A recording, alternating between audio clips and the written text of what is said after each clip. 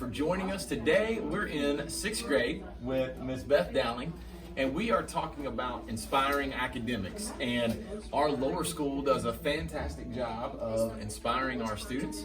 Ms. Dowling specifically in the area of science. So as a matter of fact, I just watched her do a lesson on minerals and resources and conservation of soil. So why in the world are we talking through those particular issues with sixth graders? Well, a big thing for our year this year is how God commissioned us to be the caretakers of the earth. Okay. So part of what we do in sixth grade is we have a garden in the back, and so we need to learn how to conserve and use the soil to its best ability. We don't want to repeat things that have happened in history. Like today we talked about the dust storms that happened in the 1930s.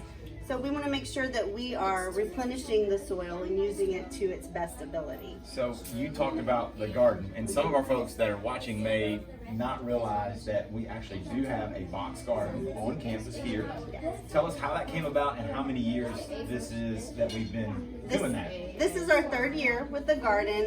2 years ago, I had the opportunity to write a grant for the Toshiba company, and they granted us about $850 to start a garden. So we had boxes built, we got dirt, we purchased some plants, and that was our first year, and it worked really, really well. So let's talk about that, because I have seen some of the stuff that's come out of the garden.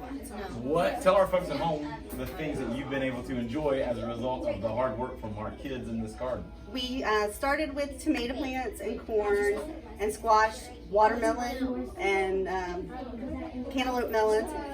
And these kids are great. They have eaten everything that has come out of the garden. Even if they don't like it, they taste it. And right. We pickled peppers one year. Wow. And they liked the pickled peppers. We ate watermelon at lunch one day.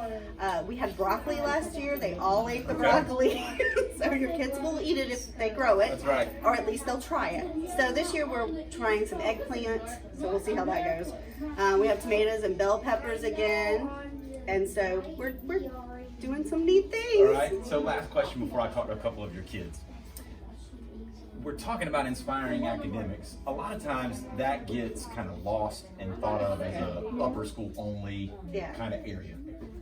What do you, as a lower school teacher, specifically sixth grade, how do you inspire kids to learn, and why is that important for elementary? I personally don't want to learn it if it's not fun.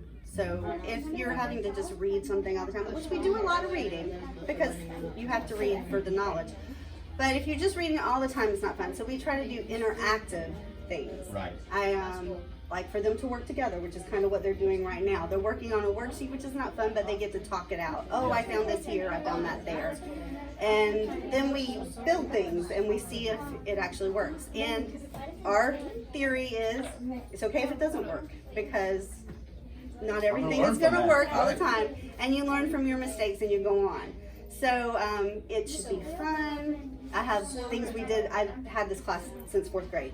So I have things that I've done with them that they are every year. Can we do that again? I'm like, well, we already did that. Let's do something different. So as long as they're fun, they want to come back and try it again. So I try to make it fun and exciting. And that will inspire them to want to be in science when they get older.